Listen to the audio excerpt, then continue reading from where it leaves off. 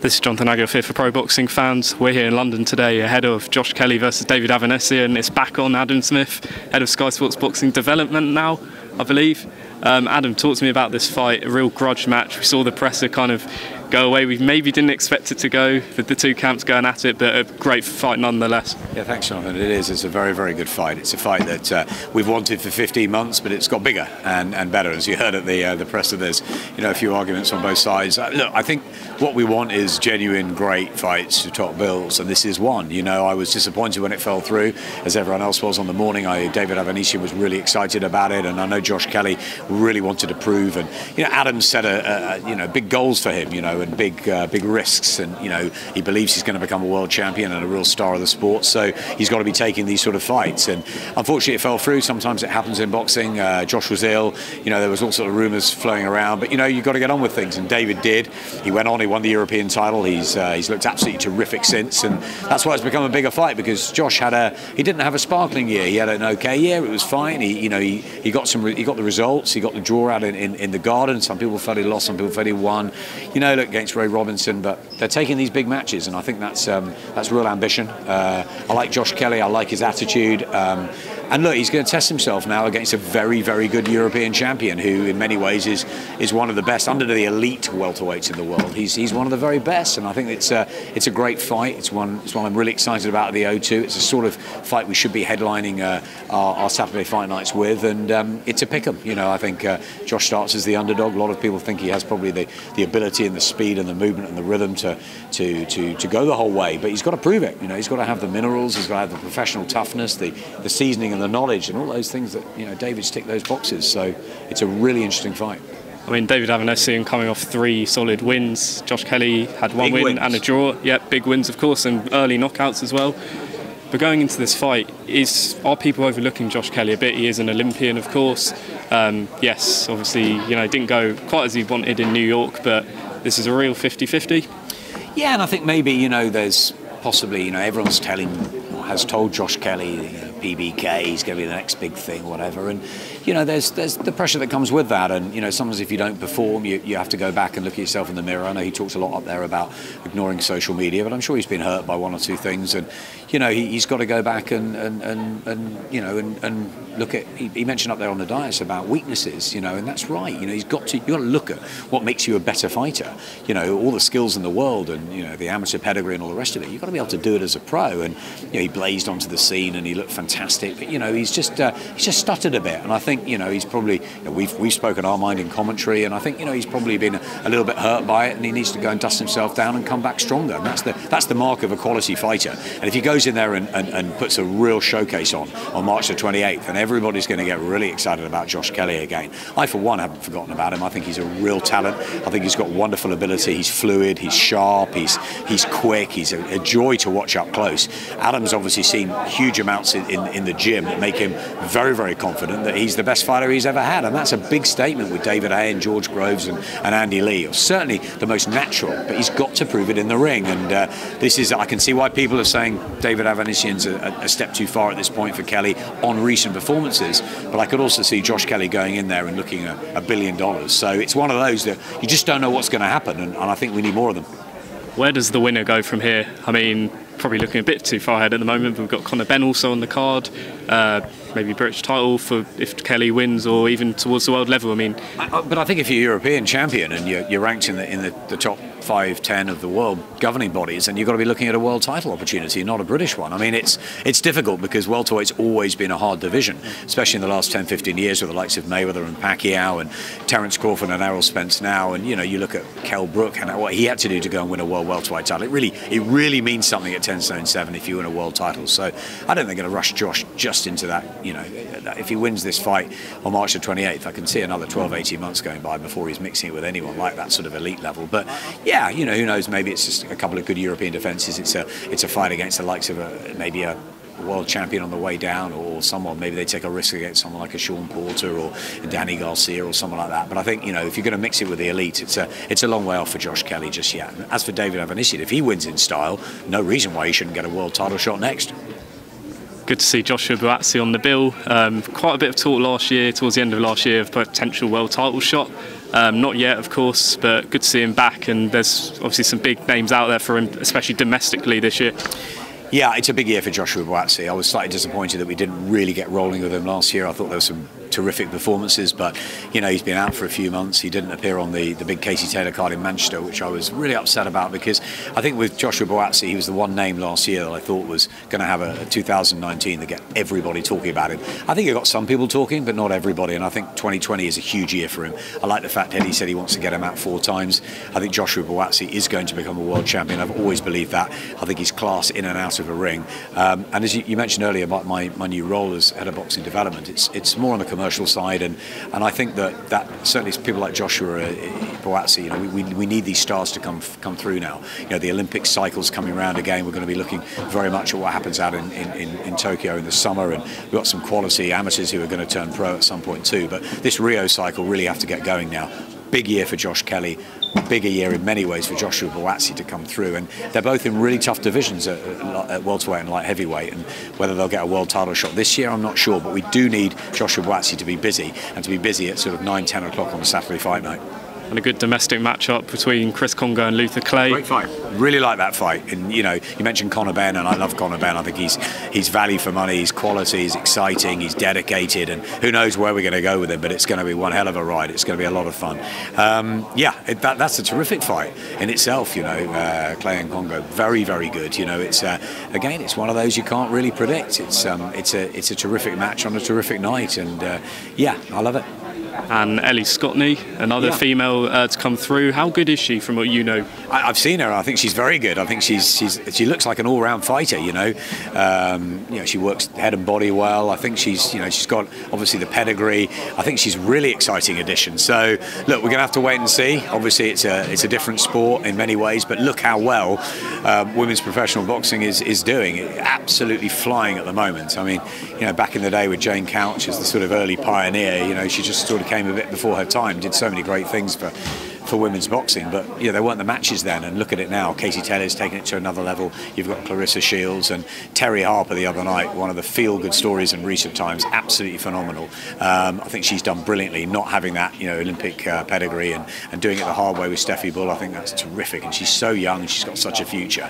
Savannah Marshall, my scholar from Sky Sports, I mentored her for 4 years, and I had her when she froze, just after she froze at the Olympics, and we had to rebuild her, and she won Commonwealth gold and then got to Rio, but she's had her difficulties as a young pro. Now she gets a world title opportunity in April, so I'm really delighted for Savannah. You've got Chantel Cameron, Shannon Courtney, you've got so many coming through. It's Tasha Jonas as well, you don't forget about her, and Nicola Adams obviously was amazing at what she did, and I just think it's great that everybody's talking about women's boxing. I watched Fallon Sherritt with my daughter last night at the darts, and to see her performing in the Premier League was just brilliant, and it's terrific for the fact that it's the women are getting their chances, and hopefully we're going to be talking about boxing in the future, not women's boxing and men's boxing, because it's every bit as good at the minute. Just moving on to some potential matchups and some matchups already sealed, signed and delivered. Last night I saw some tweets from a news article from Oscar De La Hoya saying that Callum Smith has rejected an offer from Canelo. Joe Gallagher has denied it. What's your understanding of the whole situation, and if Callum Smith doesn't get the Canelo fight, and if Billy Joe Saunders, who also seems the front runner, will those two fight?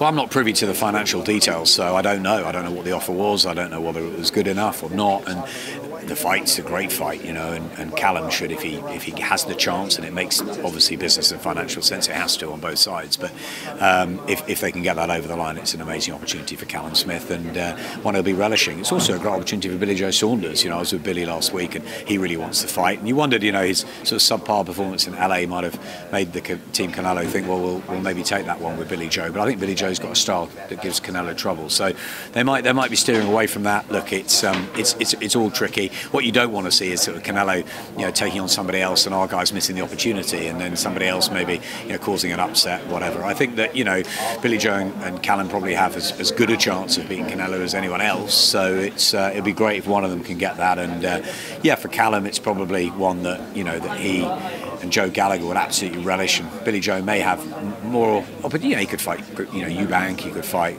could fight each other, and look, there's fights at Anfield that could be made as well. There's a lot happening in and around that division, but it's the sort of golden ticket, isn't it? Rocky Fielding had an unusual chance to get it. Nobody really thought Rocky was going to win, but he got a great payday, a great experience at Madison Square Garden, and he shared a ring with one of the greats of the sport. So these guys think they can really beat him, Callum and Billy Joe. So I'm really hoping that one of them do land it on May the 2nd. But we don't know, because I'm not privy to those negotiations.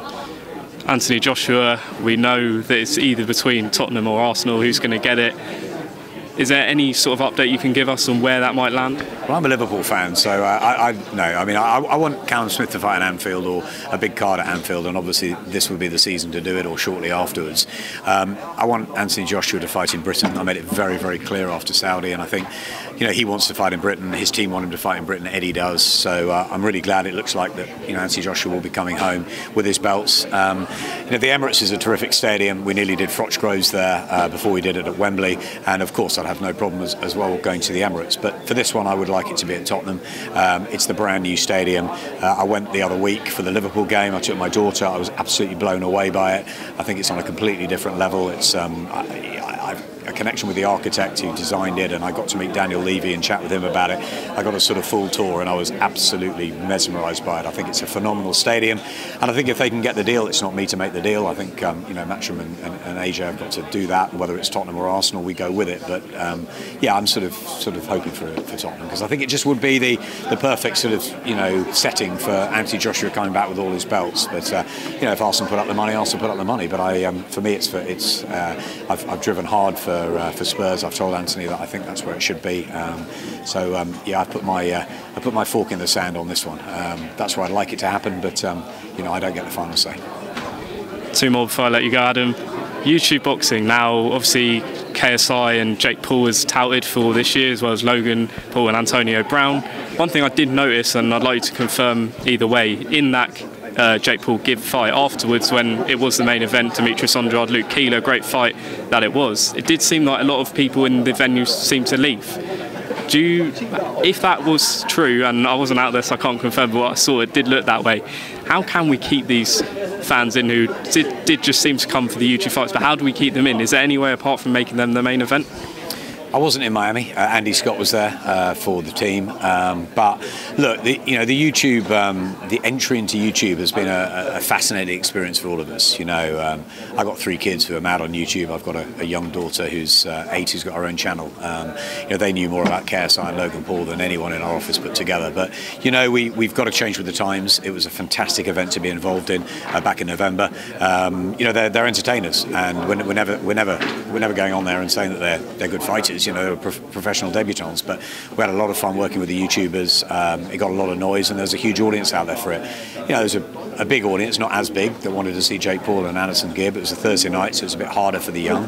I don't know. We've got to look at it. Maybe it's YouTubers go on one show. Maybe, as we had in LA, they finish the night, because that's what obviously most of the fans are there for.